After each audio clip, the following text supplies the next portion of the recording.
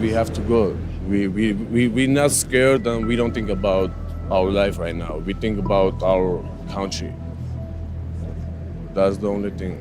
You're ready to die for I'm ready. Of course I'm ready. Nagorno-Karabakh. Everybody is ready. Everybody here is ready.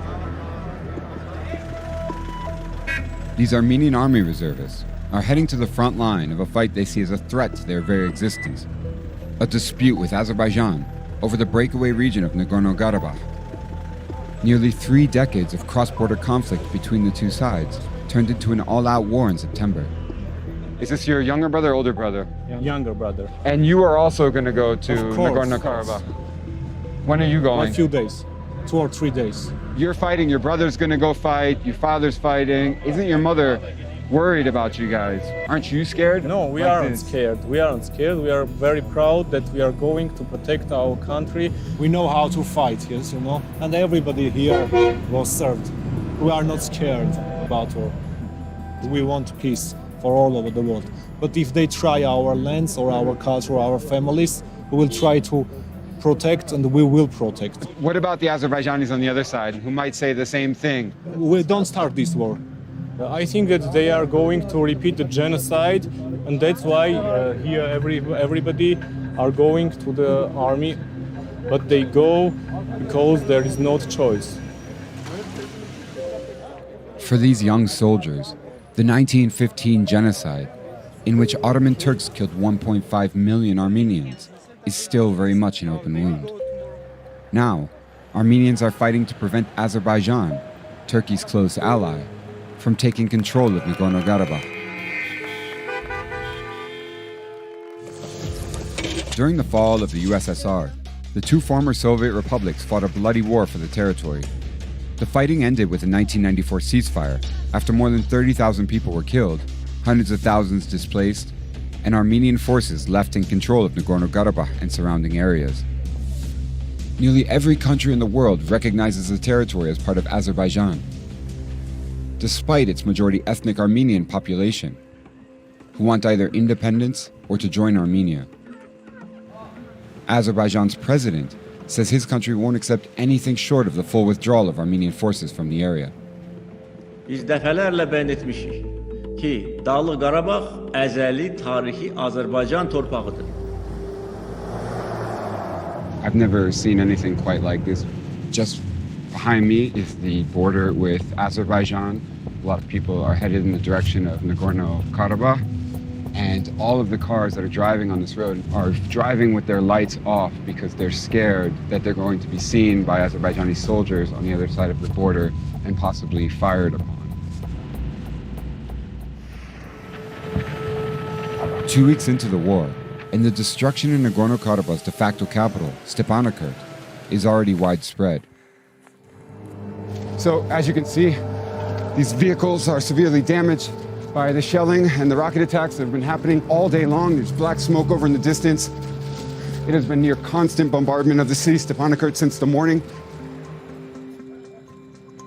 Armo, a store owner in central Stepanakert, says he narrowly avoided a rocket strike that completely destroyed his neighbor's home.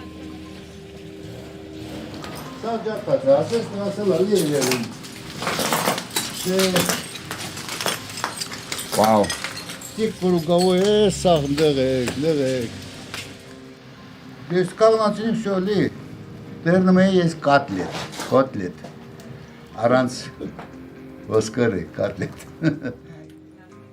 Ոչ լույս ունենք, ոչ գազ ունենք, ոչ ջուր ունենք, ոչ էլ հաց ունենք։ Լավա։ Չարմունք, ոչինչ, սաղ ենք։ Սաղ ենք։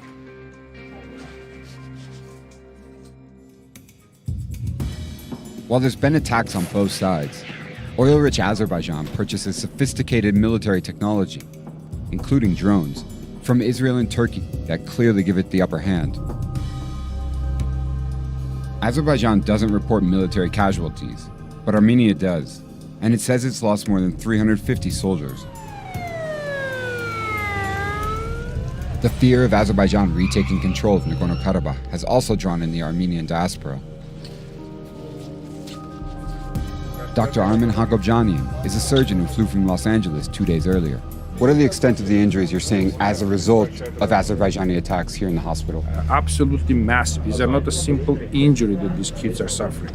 Those are 20, 25-year-old kids that are going to defend their own home. They're defending their own country, and they're being blown to pieces by 21st century mighty weapons.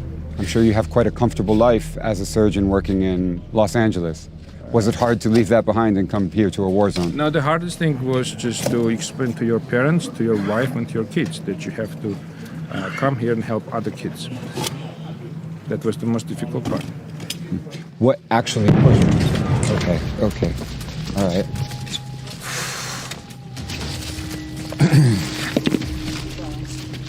This is a reality.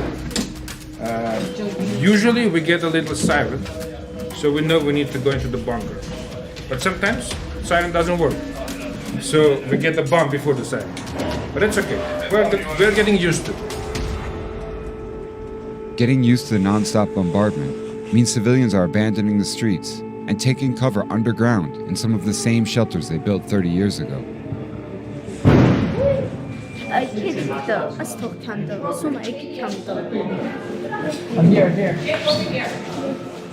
How often are you hearing this sound these days? Very often, about 30 minutes. You're not scared? No, Why not? because I'm strong woman. I burn when we have the first war, and when my first words, I say go down. They are shooting, they are bombing. Sona Hambard Zumya is a lawyer and university lecturer. We have to go down. When the war started, she sent her 9-year-old son to be with relatives in Armenia.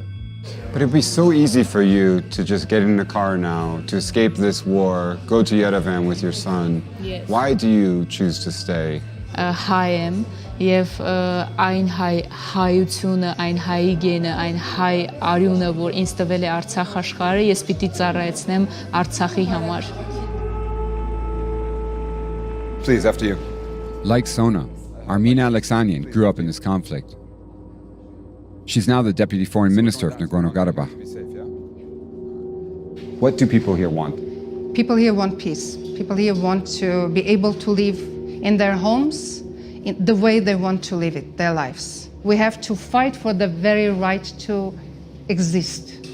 If it's as you say, why is the international community almost unanimous in its refusal to recognize the independence or the Armenian connection of Karabakh?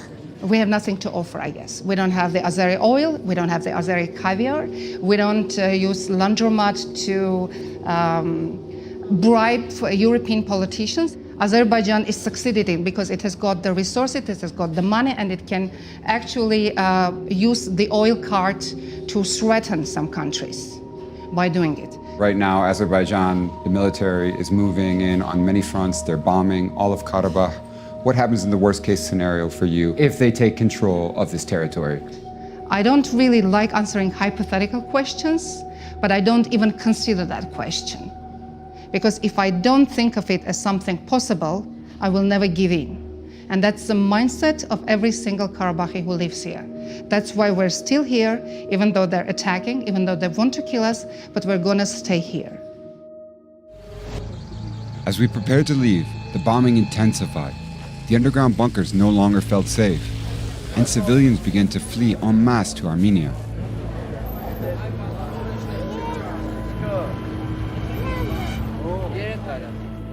Among those who left was Sona.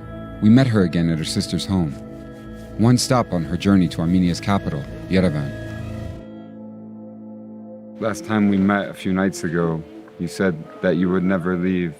What happened that made you finally decide you had to leave?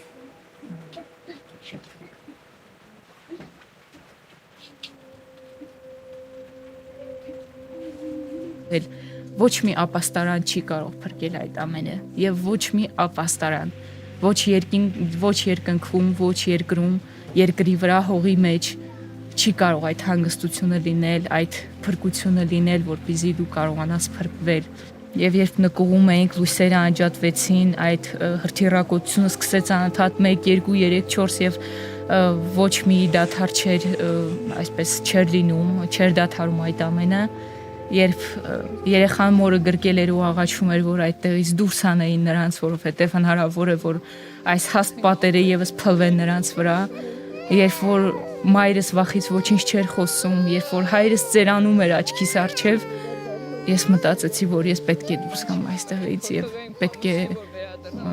պետք է նրանց ժպիտի առիթներ թողնեմ եւ կարողանամ ժպիտներ պարգևել նրանց. Do you think that you will be able to go back to Stepanakert soon? Yes. Այո, ես հավատում եմ դրան. Գուցե մի քիչ անհավատալի է, գուցե մի քիչ հեքիաթային է, գուցե մի քիչ ռոմանտիկ է հնչում այդ ամենը, բայց ես վստահ եմ, անգամ եթե հող լինի այնտեղ, մենք վերադառնալու ենք, մենք կառուցելու ենք, մենք ապրելու ենք, ծնելու ենք